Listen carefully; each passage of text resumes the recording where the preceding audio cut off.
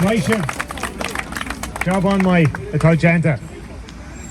Look, it's an absolutely fabulous banner, obviously, to remember John and Patrick. And the Common would particularly like to thank Emmett Steenson for the huge work he did in relation to design. All right. Well done, Emmett.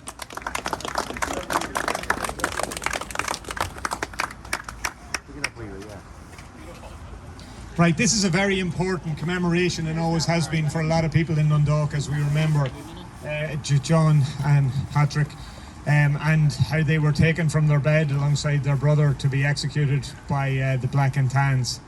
It is and I think it shows the impact that this had on this town, and I suppose it's that whole idea as we come here and we remember the Republican dead, we remember those who went out and struck a blow for Irish freedom during 1916, and those that fought before and after, and particularly those that made the ultimate sacrifice. So look, this is it's incredibly important, and it's incredibly important that we remember them here today. So if I could have the first wreath, which is going to be laid by Conal McGuill on behalf of the Waters Brothers Common.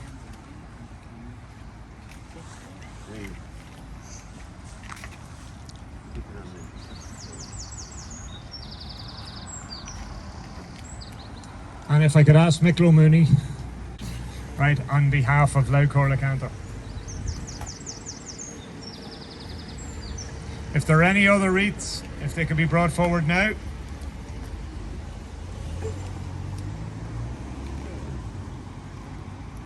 All right,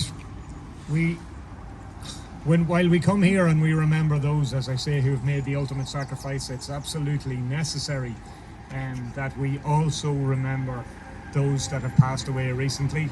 And I'd like to recall and remember Stephen Nordone, who spent 20 hard years in jail in England on behalf of the Republican movement. So he, along many others, are in our thoughts today.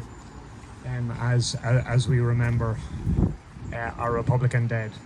Now, I would ask that we could have Councillor Shannon McCann, who's obviously had a rip-roaring time as a councillor in the recent while.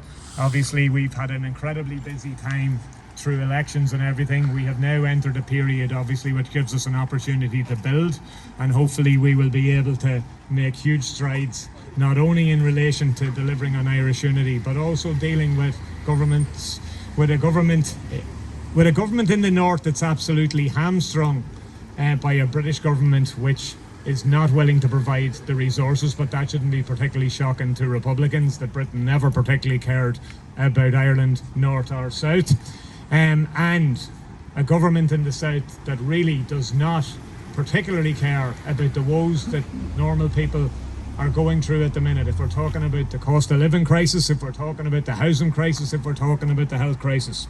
So Shannon, alongside the rest of our team, is playing her role in relation to delivering on what we need to deliver on, and that is the Republic as declared by Patrick Pearse in 1916. So I ask for a big round of applause for Councillor Shannon McCann.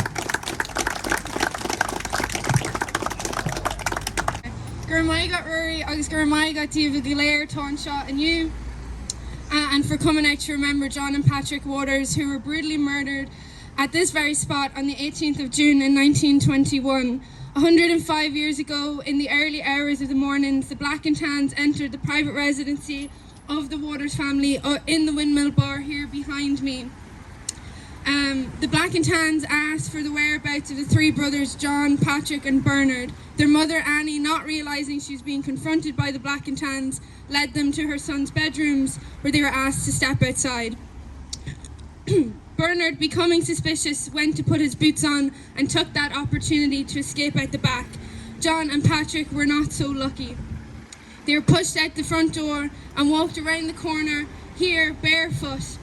Once they reached this point where we're all standing today, the Black and Tans, without warning, opened up fire and gunned them down.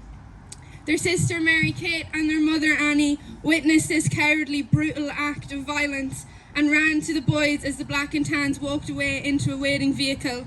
Mary Kate remained with her brothers' bodies while their mother ran for help at the Redemptorist Church. After they were anointed, neighbours who had gathered carried John and Patrick back into their home and put them in their bed, where they had been asleep only a short while before. Bernard, who had managed to escape, he made his escape down into the river behind us here and took safety in a drain, in a pipe, in a tunnel. And he would have heard the shots as his brothers were murdered and known what had just taken place.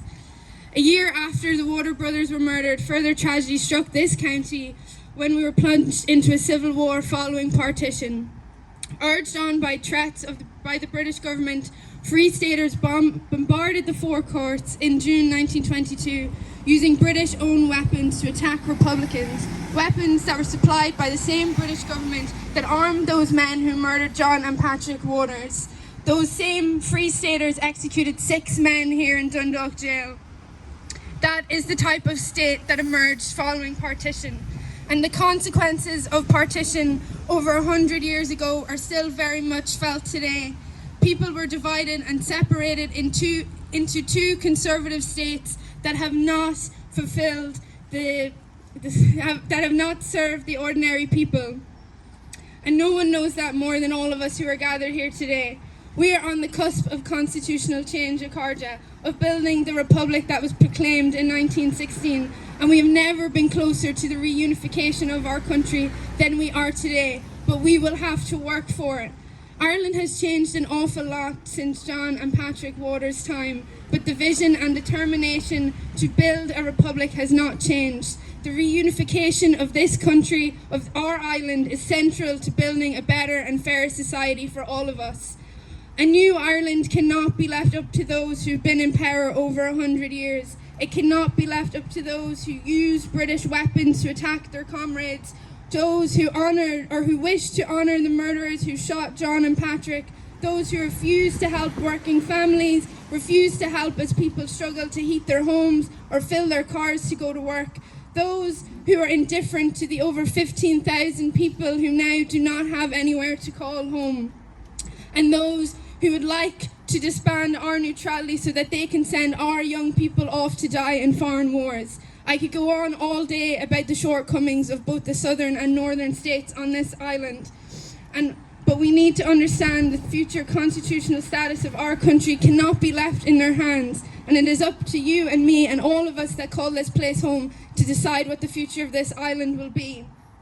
The politics of today are not what our patriot dead fought for. Fianna Fáil and Fine Gael have failed. Let's make a true and fair republic for all of us, as proclaimed in the proclamation. Hun John and Patrick Waters, Hun Gacha Ladina, a furbos, Hun Saoirse na HÉireann. Gurmina mai go Bacarda.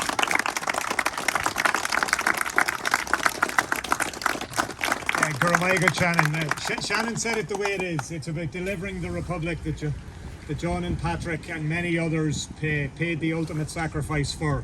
So it's absolutely vital. Also, this is 100 years since Cumann na mBan started the Easter Lily. And the fact is, not only do we need to commemorate it, we need to ensure that people wear the Easter Lily and remember the Republican dead. And we need to make sure that the sacrifice that they have made is remembered as we try and bring about a more just and equitable Ireland, a united Ireland, with the Republic, as I say, as declared by Patrick Pearse, and that it plays a part in being something fairer that we see on the international stage, whether we're talking about, as Shannon said, neutrality, or whether we're talking about the huge issues that the Palestinians are facing, or what America and its genocidal friends in Israel are doing throughout the Middle East. So we have to build that republic. So we're riling Lekela.